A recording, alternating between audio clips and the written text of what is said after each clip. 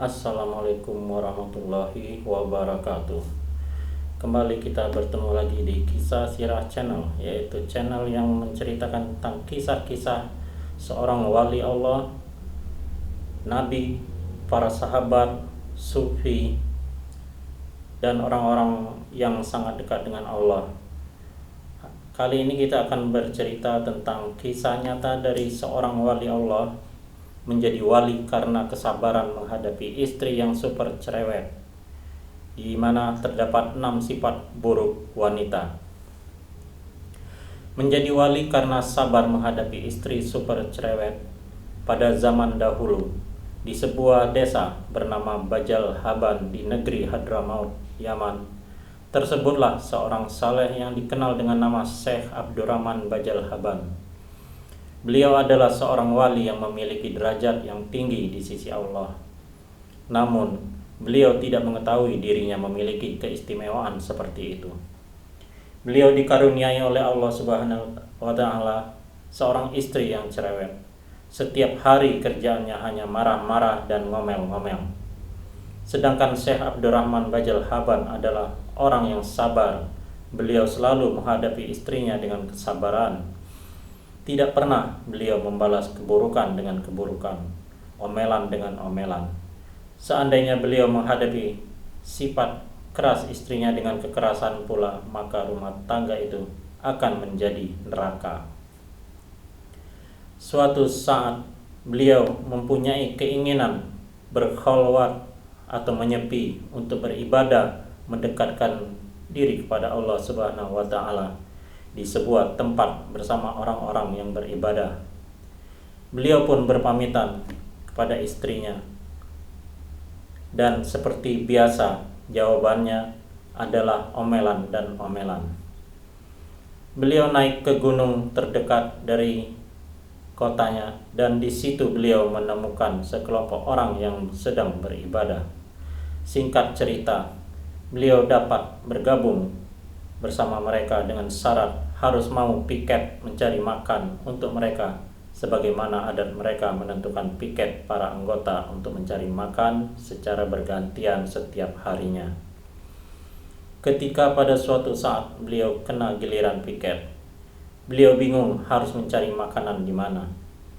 Lebih baik aku minta kepada Allah, gumam beliau. Tetapi dengan siapakah aku harus bertawasul? Lebih baik aku bertawasul dengan wali yang ditawasuli oleh teman-temanku itu. Meskipun aku tidak tahu siapakah yang mereka tawasuli, kata beliau dalam hati. Maka beliau pun duduk di tempat sepi, mengangkat tangan seraya berdoa. Ya Allah, berkat kemuliaan wali yang ditawasuli oleh teman-temanku itu, maka turunkanlah untukku dan teman-temanku makanan yang lezat. Seketika turunlah makanan-makanan yang lezat. Beliau pun kaget serta kagum betapa tinggi kedudukan wali yang ditawasuli oleh teman-temannya, sehingga sekali tawasul doa langsung terkabul. Teman-teman beliau kaget ketika beliau datang dengan membawa makanan yang demikian lezat. Mereka bertanya, "Bagaimana kamu bisa mendapatkannya?" Beliau pun menceritakan semua kejadian yang beliau alami. Kemudian beliau bertanya, "Siapakah orang yang kalian tawasuli itu?"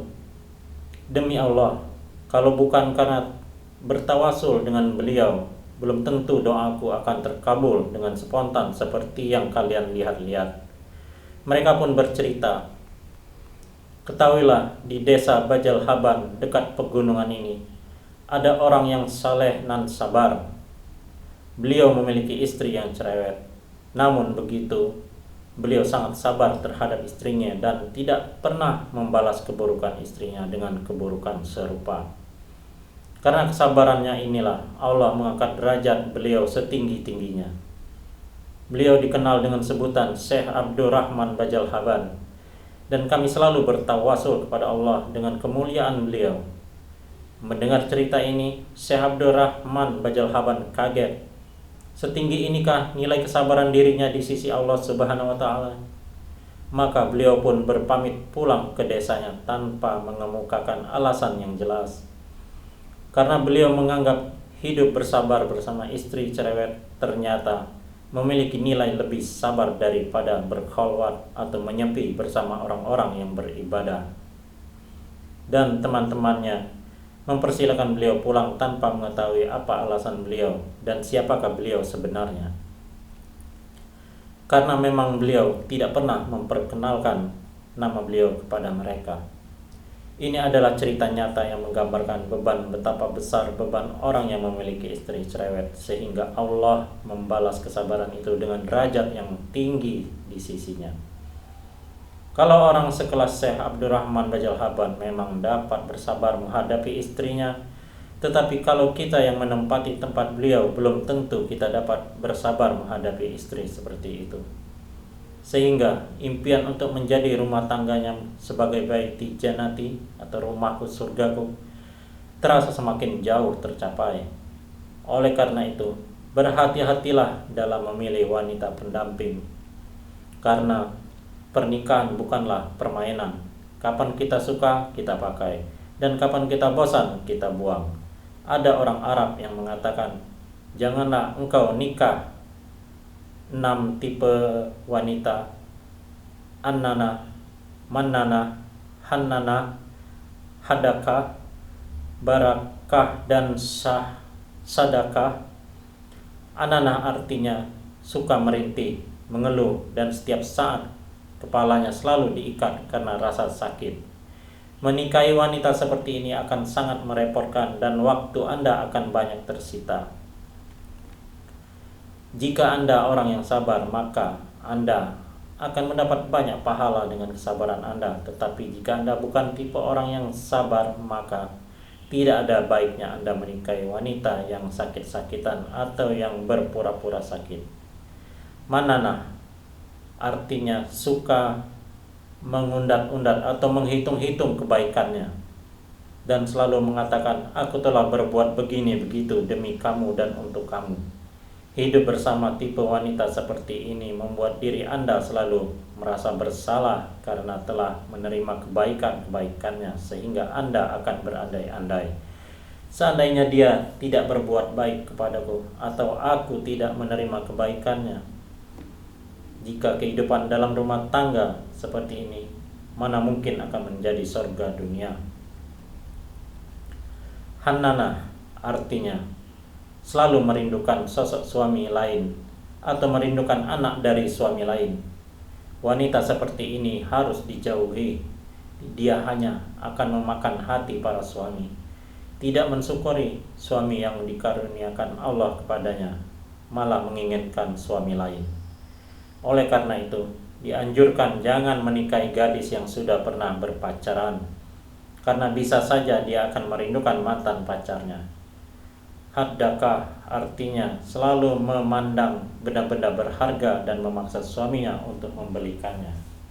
Wanita seperti ini sebaiknya menikah dengan laki-laki yang memiliki harta tidak terbatas, sehingga berapapun barang yang dia beli, kekayaan suaminya tidak akan berkurang. Barakah memiliki dua arti. Pertama, sepanjang siang selalu di depan cermin dan bersolek. Dan arti kedua, selalu murka di saat makan, sehingga dia selalu makan sendiri dan selalu menyisihkan bagiannya dalam segala hal. Sungguh merupakan dua sifat yang sangat buruk. Bagaimana dia dapat melayani suami kalau kerjaannya cuma bersolek, dan bagaimana dia dapat menjadi guru dari putra-putrinya kalau punya sifat suka murka dan suka marah. Sedekah artinya banyak omong, cerewet, dan terlalu muluk dalam berbicara. Dalam hadisnya Nabi Shallallahu Alaihi Wasallam bersabda, sesungguhnya Allah membenci orang-orang yang banyak omong dan terlalu muluk dalam berbicara.